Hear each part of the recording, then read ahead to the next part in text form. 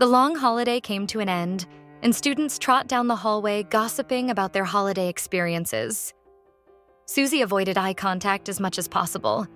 Her legs were heavier than an iroko tree as she took steps. The atmosphere was different. Everything felt out of place for her.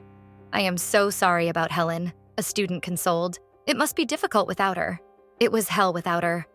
After school, her eyes caught sight of suited men in black sunglasses standing outside the gate waiting for someone. Her feet weren't heavy anymore.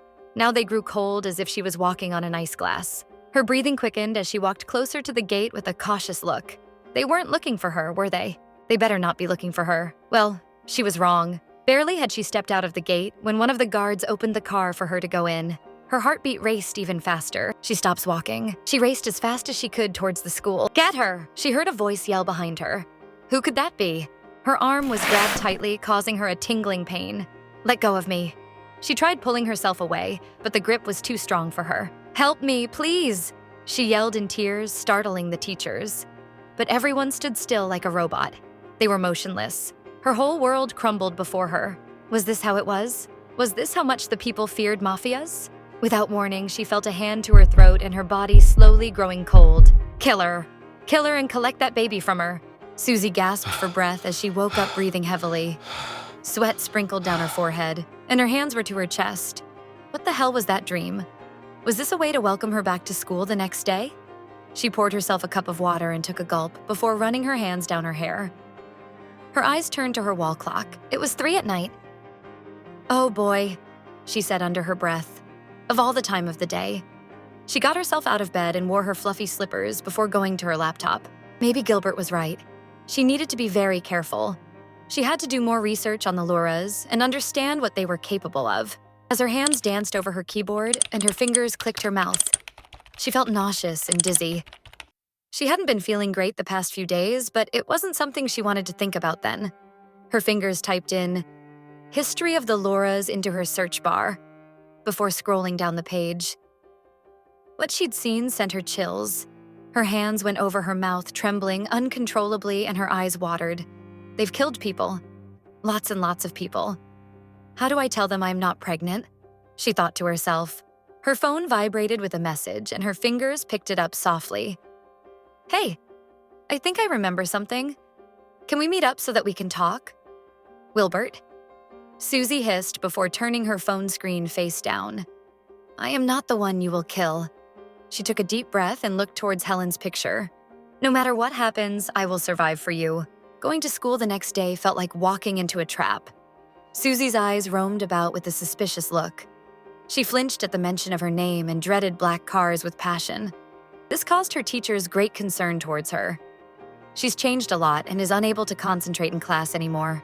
Her eyes kept roaming to the door at random times. "Susie, you are embarrassing us with all this act." Her principal impatiently called her out. "You need to snap out of this. I am sorry. This school has a reputation. I do not want you to ruin it because of whatever is happening to you. Get therapy and stop being gloomy." Susie nodded helplessly and walked out of her office. Everyone knew the insensitive nature of her principal. That lady's heart was as cold as rock. Too bad inviting her to the office wasn't enough. Her principal offered her some tedious tasks to keep her busy when she wasn't busy in class and tried pulling her out of her thoughts as much as possible. Despite loving most of the tasks, Susie's body grew weaker with the constant bossing around, but no one listened to her. "You have to snap out of it," they said. This went on a couple of months until she couldn't handle it anymore. She hurried to the toilet, feeling terrible menstrual cramps. Tears roared down her eyes as she sat on the toilet floor in pain. Her hands went to her stomach and she saw both water and red dripping down her legs. Her mouth screamed in horror. Her pain intensified as she crawled across the toilet floor, unsure of what to do. "Someone help me, please. I am dying." No one could hear her. Her body slowly felt weaker. She felt something slip out of her, and a baby's cry pressed against her eardrums. Her eyes widened in shock as she turned to see what had just happened. Wait, hold on. She was pregnant all this while? Her hands went to her mouth in shock as she stood there motionless. Suddenly, the bathroom door slid open and her principal walked on, immensely surprised. She turned towards her in tension. "What? Oh my God." The principal immediately grabbed her phone to call the school doctor, while her eyes went to Susie, still shocked. Cryptic pregnancy? Why didn't you say anything? She asked Susie, hanging up the call. I didn't know. Susie had tears in her eyes helplessly. It's fine, okay? Calm down. Her principal gestured to her to be calm. I understand what you were scared of. I promise not to let those people know about this. This is just between us. Without warning, screams came from the toilet entrance as some female students gazed at the wailing child with an horrified look. This attracted the attention of other teachers and students who couldn't hide their shock. Her principal immediately shut the door, keeping everyone out as the clinic nurse hurriedly attended to the baby. Get me your mother's number. We need to take you home now. The principal pulled out her phone. My mother? Susie couldn't imagine the poor woman's reaction. This is not the time, Susie. We need to leave here before those people come for the child.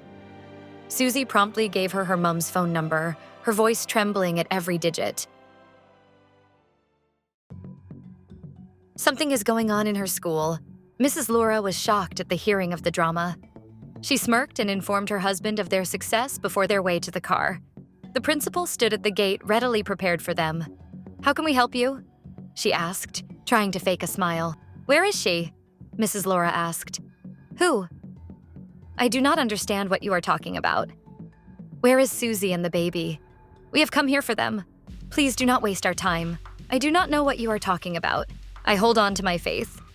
In fact, I can sense that you guys do not want the best for her. I will not readily give away a 16-year-old girl like that. Mrs. Laura scoffed. Do you not love your life? It seems you do not know who we are. We are above the law. Ask your useless police. But you aren't above God, the principal challenged. Mrs. Laura squirted her eyes in frustration. Her husband grabbed her arm and pulled her to the back before bringing out a suitcase.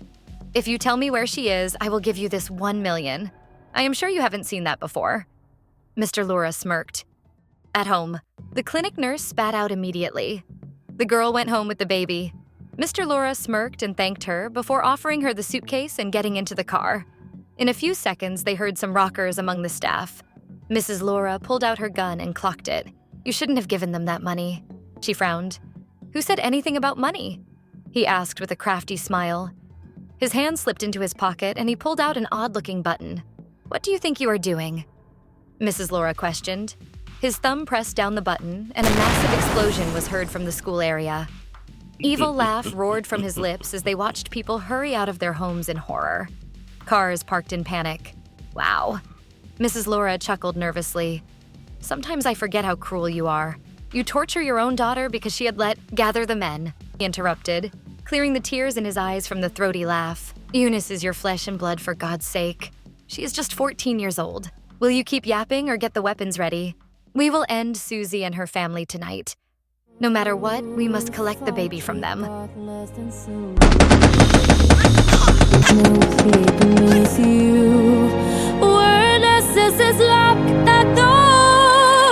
So hard, 'cause one